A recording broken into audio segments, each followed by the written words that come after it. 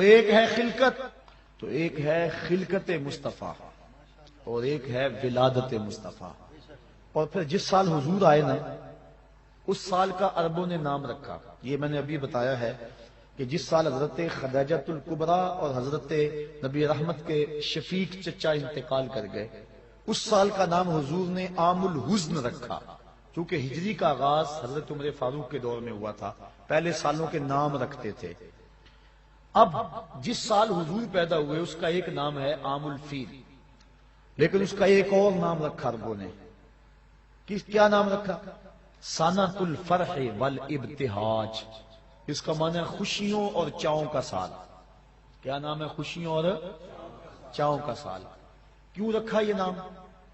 اس لیے انہیں تو نہیں پتا تھا کہ حضور آئے ہیں، حضور کی ولادت کا تو پتا تھا، لیکن یہ نہیں پتا کہ یہ نبی ہیں، اور جنہوں نے رکھا وہ امتی نہیں تھے، ماننے والے نہیں تھے۔ پھر کیوں رکھا انہوں نے اس نام کا؟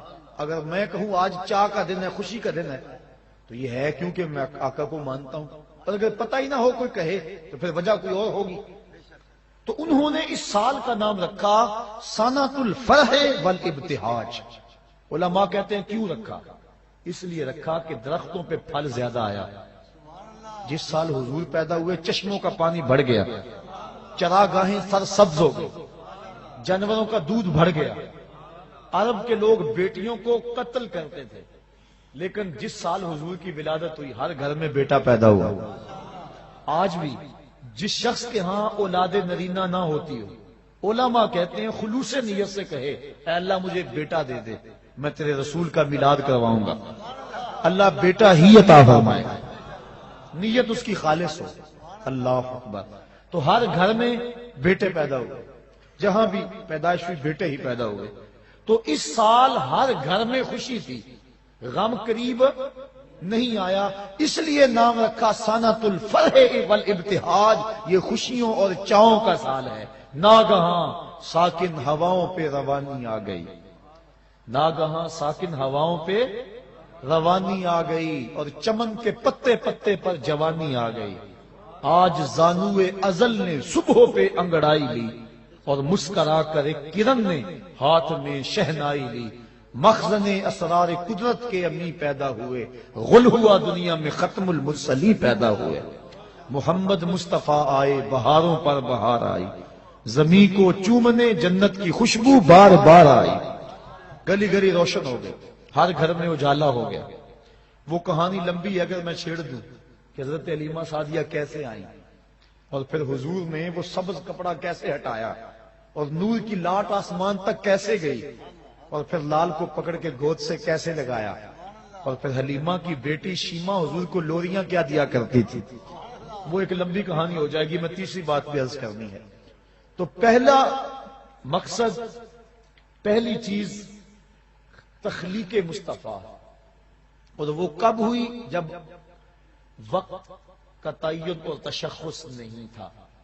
دوسری ولادت مصطفیٰ، اور ولادت 12 ربیع الاول کی سہانی گھڑی، جب صبح صادق طلوع ہو رہی تھی، دن اور رات کے سنگم میں حضور پیدا ہوئے، کیونکہ رات کی خواہش تھی حضور میرے دامن میں آئیں، اور دن کی آرزو تھی کہ میرے دامن میں آئیں، اور اگر رات کو آ جاتے دن محروم رہتا، دن کو آتے رات محروم رہتی، تو حضور تو رحمت للعالمین ہے۔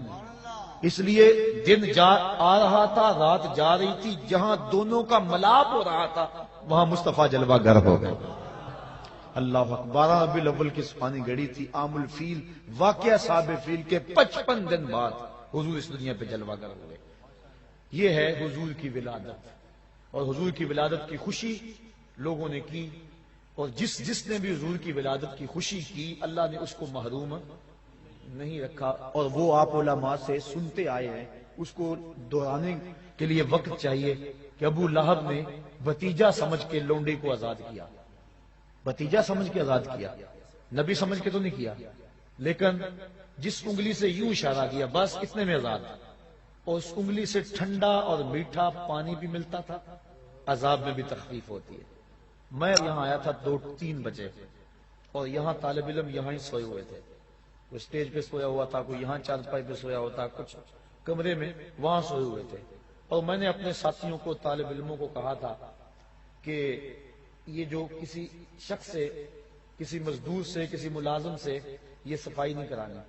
یہاں آپ بیٹھے ہوئے ہیں، یہ میرے طالب علموں نے، میرے پیر بھائیوں نے اپنے ہاتھوں سے جگہ صاف کی ہے. اور اس وقت میری کیفیت میں ایک وجد تھا، اور میں دل میں سوچ رہا تھا جس نے انگلی ہلائی اللہ اس کو شہد دیتا ہے، اور جو شام سے رات 3 بجے تک مانجا پھیرتا رہا، ذرا تصور تو کرو مالک اس کو کیا عطا فرمائے گا. تو حضور کے آنے پر جو خوشی کرے، بلکہ نبی کے ساتھ جو بھی محبت کرے، اللہ اس محبت کو ضائع نہیں کرتا. علماء نے لکھا ہے جس دائی نے حضور کو دودھ پلایا، اللہ نے بعد میں اس کو ایمان دے دیا. اللہ اکبر. جس نے بھی جس نبی کے ساتھ کوئی محبت کا اظہار کیا، اس کو ضرور صلہ ملا. دیکھو ابو جہل، ابو لہب، اس نے گو مخالفت کی، لیکن چونکہ ولادت کے آنے کی خوشی اس کو ہوئی اور بھتیجا سمجھ کے خوشی کی، اللہ نے پھر بھی محروم. امام ابو شامہ کہتے ہیں جو بھتیجا سمجھ کے خوشی کرے خدا اسے محروم نہیں رکھتا، اور جو نبیوں کا سردار سمجھ کے خوشیاں منائے. سادی کا قلم تڑپا، وہ کہتے ہیں دوستاں را کجا کنی محروم، تو کے بعد دشمنہ نظرداری. جب تو دشمنوں کو اتنا دیتا ہے تو یاروں کو کتنا دے گا، پیاروں کو کتنا دے گا.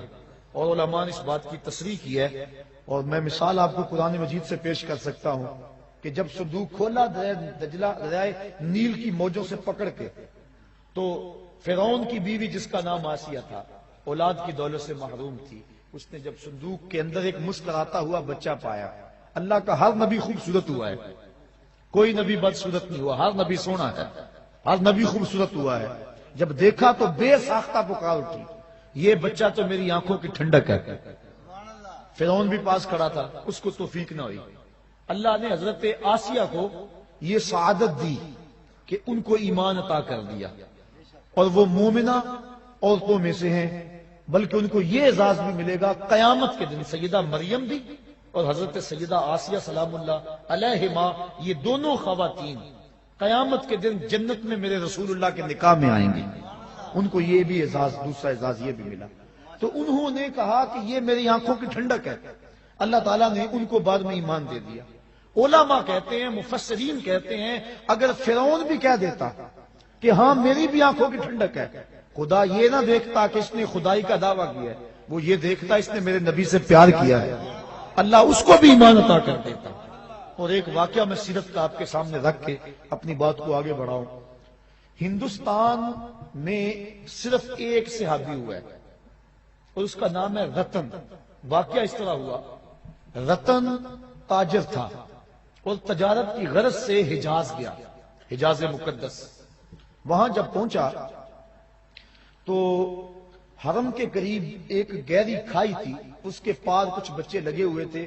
ایک بچہ عمر میں چھوٹا ہونے کی وجہ سے کھائی کے اس سمت ہی انتظار میں تھا کہ میں کھائی کو کیسے عبور کروں.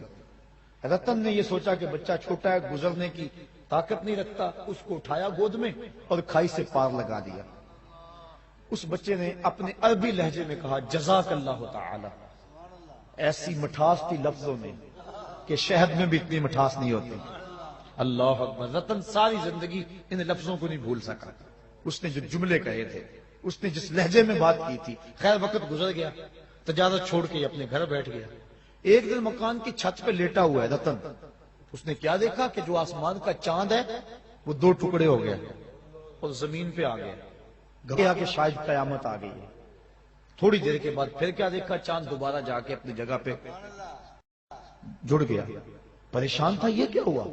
یہ منظر اس نے ہندوستان میں دیکھا. کچھ عرصے کے بعد عرب سے کچھ تاجر جو یہاں عرب گئے ہوئے تھے واپس پلٹے. انہوں نے کہانی سنائی کہ مکے میں ایک چاند چڑھا ہے جس نے چاند کو قدموں میں بلایا ہے. انہوں نے ساری کہانی سنائی. رتن کے دل میں شوق پیدا ہوا، اس کی زیارت کر کے آؤں، اور وہ نبی ہے اس پر ایمان لاؤں. گھر سے چلا، سفر کرتا کرتا پہنچا سین حرم میں. جب داخل ہوا، حضور صحابہ کے ساتھ سین حرم میں بیٹھے ہوئے تھے. یہ آگے ملنے کے لیے ہوا. آقا مسکرا پڑے اور فرمایا اراتن ہندیون، کیا تو رتن ہندی ہے؟ کالا نعم، عرض کی حضور ہاں میں رتن ہندی ہوں، لیکن آپ کو کس نے بتایا ہے؟ کہا جس رب نے مجھے نبی بنایا ہے۔ اب اگلی بات سنیے، اب رتن کہنا چاہ رہا تھا کہ میں ایمان لانا چاہتا ہوں، آقا کریم نے فرمایا قریب آجا، میں تیرے لیے بیٹھا ہوں۔ تجھے یاد نہیں بچپن میں ایک بچے کو تو نے کھائی سے پار لگایا تھا، وہ بچہ اب تیرے سامنے موجود ہے، اور تو نے مجھ کو اس کھائی سے پار لگایا تھا، آج میں کلمہ پڑھا کے تجھے جہنم کی کھائی سے پار لگانا چاہتا ہوں۔ ایمان کی دولت سے مال ہوا۔ نبی سے جو پیار کیا گیا ہے کبھی رائے گا؟ یہ جو کہتے ہیں سبحان اللہ، اگر آپ کو ٹھنڈ بھی لگ گئی نا سردی میں تو پھر بھی رائے گا نہیں جائے گا۔ اللہ اکبر، یہ نبی سے پیار ہے، یہ میرے سے نہیں ہے، بات ذہن میں رکھیں، یہ نبی سے پیار ہے، نبی سے محبت ہے، اور نبی کا نام سن کے ٹھنڈ پڑ جاتی ہے کلیجے کو۔ تو نبی سے کیا گیا پیار رائے گا نہیں جاتا۔ تو حضور کی ولادت پر جن لوگوں نے خوشی کی اللہ نے ان کو نوازا، جو خوشی کرتے ہیں ان کو اللہ نوازے گا، جو خوشی کریں گے اللہ ان کو بھی نوازے گا، کیونکہ اس کا قانون جو ہے وہ تمام کے لیے یکساں ہوتا ہے۔